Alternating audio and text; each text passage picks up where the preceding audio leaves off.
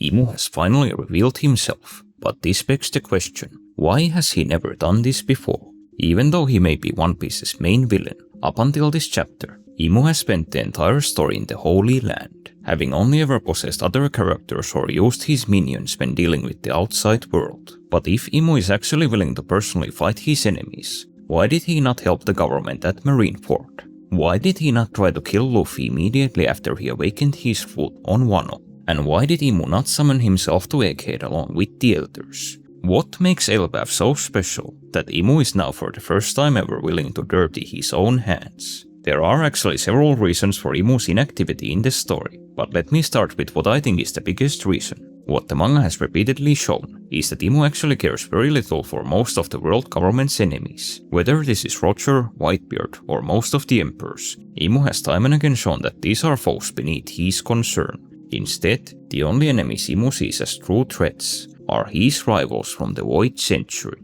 This is actually depicted very well in this latest chapter, where right before Imu leaves, he reminisces about past events in the story. But even though he thinks about figures like Roger, Shanks, Whitebeard and Harald, it is only in terms of their relationship with other characters. Every single panel on this page is actually completely focused on the Void Century, but more specifically, on Imu's adversaries from that era returning to the world. Imu being obsessed with his enemies from 800 years ago is something we have however known even before this chapter, where back during the God Valley incident, Imu was also not concerned with most of the criminals on the island, but was instead completely focused on wiping out the members of the Devi clan. The reason why Imu is so focused on these descendants of his Void Century rivals is that Imu literally does not see them as mere descendants, but actually as the same people who opposed him in the past. Instead of using their real names, Imu actually refers to Luffy as Joy Boy, and to both Rox and Blackbeard as Davy Jones. What Rox also points out is that Imu is genuinely terrified of his former enemies. Imu himself also showed that this is very much the case, where even a mere echo of Joy Boy's haki was enough to leave him shaking and screaming. And while Imu is generally someone who doesn't like dirtying their own hands, the exception to this rule once again seems to be whenever his enemies from the Void Century are brought up. In the previous arc, after King Cobra confirmed that he and all of Nefertari Lily's descendants belong to the D clan, Imu immediately decided to personally kill him. This was despite all the elders also being in the same room, with all of them ready to eliminate Cobra. Also, even after Sabo intervened and all the Gorosei sprang into action, it was also once again Imu who went out of his way to land the killing blow on Lily's descendant. Essentially, what Imu has shown throughout the story is that he is a man obsessed with his past rivals. If Imu believes you to be connected to his rivals, even toddlers and old men in wheelchairs are more important to him than someone like Gold D. Roger. This also finally brings me back to the Elbaf arc, and why Imu now of all times has decided to go out into the world. Loki, or more specifically Nidhogg, is very clearly one of these rivals who opposed Imu in the past. The backstory about Loki's devil fruit is that it was previously wielded by a god of war who existed in the time of the sun god. This backstory all but confirms that Nidhogg's previous user lived during a time when someone else had awakened the Nika fruit. While this was more than likely Joy Boy 800 years ago, it is also possible this could have been an even more ancient incarnation of Nika, who lived during the mysterious First World period. If this lore did not build up Nidhogg's importance among Imu's enemies enough, however, Nidhogg is also seemingly the second known devil fruit in the story that was erased from history by the world government. While this has not been fully confirmed, it very much appears to be the case, where in the Wano arc, Kaido states that he believed himself to be the only Dragon Devil Fruit user in the world. Kaido is actually a very good source here, where he is not only someone who knows a lot about the forbidden history, but Kaido has also shown himself to be someone who has expert knowledge on devil fruits. Another scene that supports the idea of Nidhogg's existence having been erased is that Yarol apparently had to explain the devil fruit's nature to Shanks and Gaban, meaning that this may have been a fruit even the Roger pirates were unaware existed. If Nidhogg was truly wiped from all records by the world government, this would be pretty huge, where the government has still allowed the public to know about devil fruits as dangerous as the Yami Yami no Mi or the Ope Ope no Mi, and the only other known devil fruit they tried to erase was the fruit of their greatest nemesis. As the myth around Nidhogg pretty much word for word makes Loki out to be the second coming of this legendary god of war, this all puts Loki right alongside Luffy and Blackbeard, as versions of Imu's past foes who've now resurfaced in the final war. and as Imu himself says, because of this, Loki is someone who has to be erased. However, I can understand why some of you might be a bit confused about this video at this point. While I may have gone over how fixated Imu is on his Void Century rivals, this still doesn't answer why Imu now of all times has decided to handle things personally, where Elbaf is hardly the first place where these rivals have resurfaced. For example, why didn't Imu go to God Valley to personally deal with rocks, but instead simply chose to possess Saturn? Why did Imu stay out of Marineford, even though both the incarnations of Joy Boy and Davy Jones were there fighting against the government? And most importantly, why didn't Imu go to either Wano or Egghead to kill Luffy after he had finally awakened his devil fruit? Now that I've addressed Imu's obsession with his rivals, I think I can finally try to answer all of these questions, and why exactly Elbaf was the place that finally forced Imu to leave his castle. The reason why Imu only chose to possess Saturn on God Valley instead of going there himself is actually something fairly easy to answer. This was apparently all because of Domi Reversi. Even before going to God Valley, Imu likely knew that performing this ability on Sebek should be enough to eliminate both him and his clan. In other words, there was no need for Imu to personally go to God Valley because of this. This is actually exactly what Imu also tried to do with Loki and Luffy on Elbaf, where it is only after Domi Reversi failed that Imu decided to go to the island in person. The reason why Imu did not go to Marineford is also something fairly easy to answer. This is because at this point in the timeline, the world government was still completely unaware of how important both Luffy and Blackbeard were. We knew this from even before in the story, but this latest chapter essentially confirms this, where Imu's memories show that the government still had no idea these two were the new versions of Joy Boy and Davy Jones in the pre-time skip. This is also seemingly the reason why Imu left Luffy alone for most of the story, where the government seemingly did not see him as Joy Boy, but simply as the kid with the Nika fruit before his awakening, and even something like Luffy being Garp's grandson was seen as more important than his fruit. Even as late as the Wano arc, the government still saw the idea of Luffy awakening his devil fruit as being unthinkable. But this also brings me to the question that is actually more difficult to answer.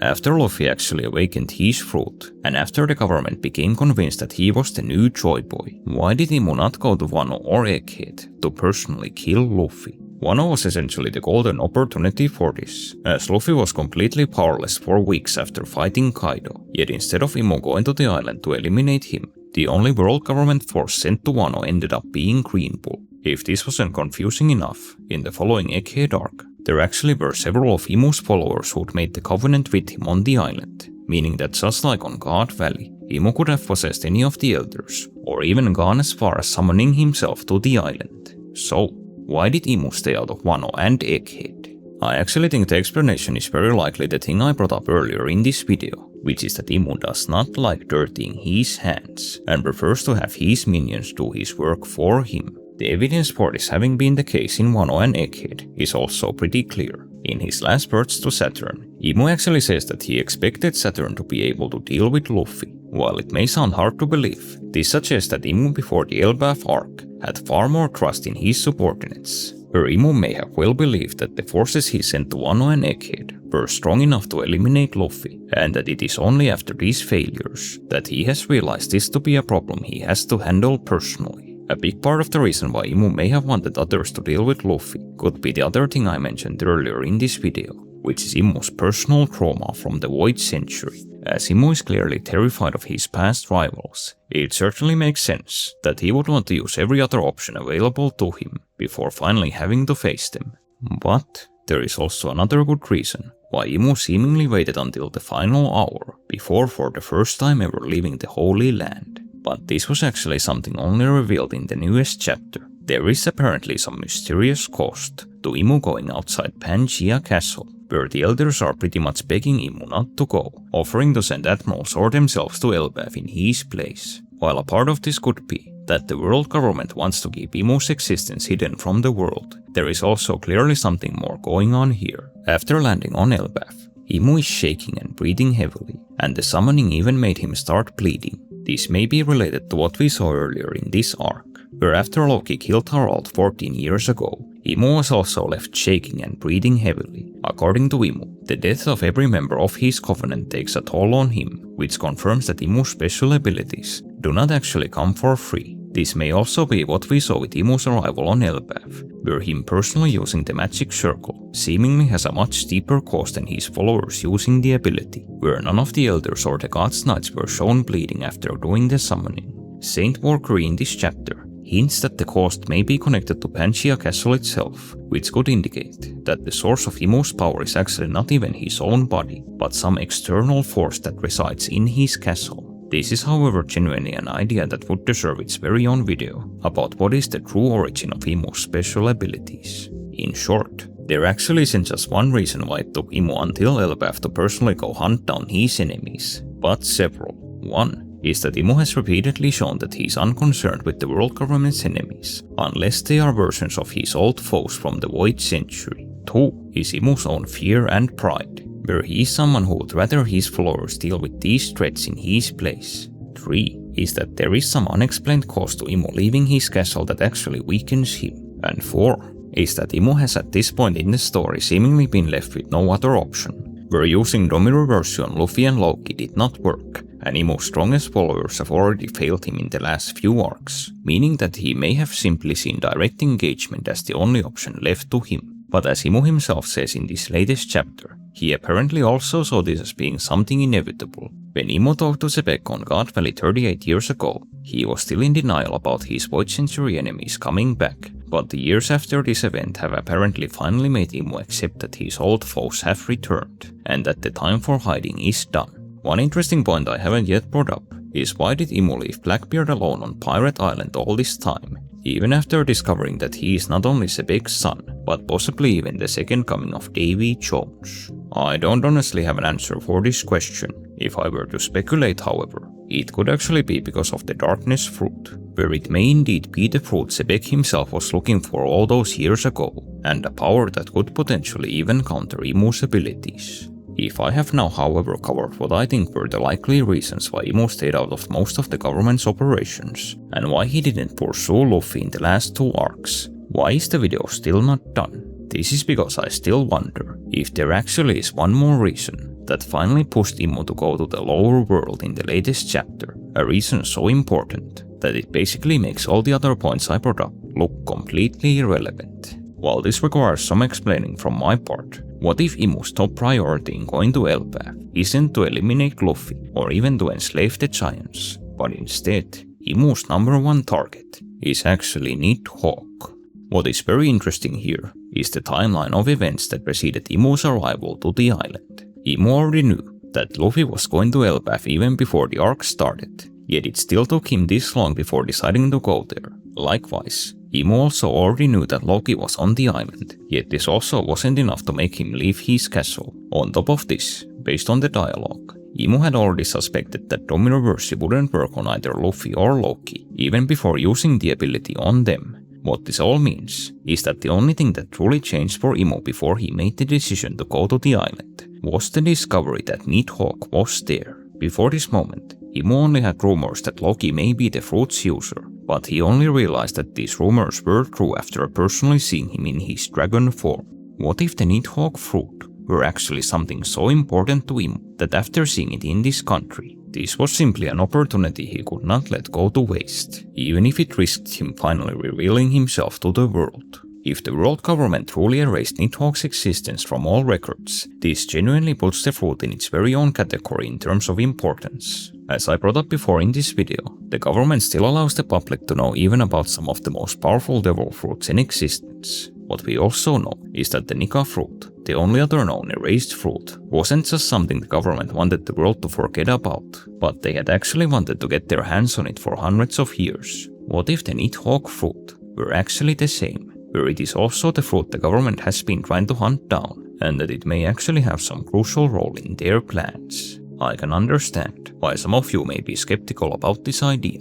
Even though the fruit is clearly very powerful, could Nighthawk actually be so important to be the thing that finally made Imu show himself to the world, when even the appearance of Joy Boy or Davy Jones wasn't enough to push him to this decision? While this still is just my speculation, there actually is some basis for the idea that this Black Dragon Devil fruit may genuinely be something absolutely vital to the world government. One very interesting piece of lore that One Piece has still after all these years never explained is the Celestial Dragon's connection to dragons. Not only do Imu and his people use dragons as their official title, but the Celestial Dragons also genuinely view themselves not as humans, but as members of dragon kind. This is such a core part of their culture that the Celestial Dragons even mark their slaves with the hoof of a dragon, and the destruction of their sacred dragon monument was such a crime that it was seen as a public declaration of war. But despite dragons being so important to the Celestial Dragons, we have never been told why this is the case.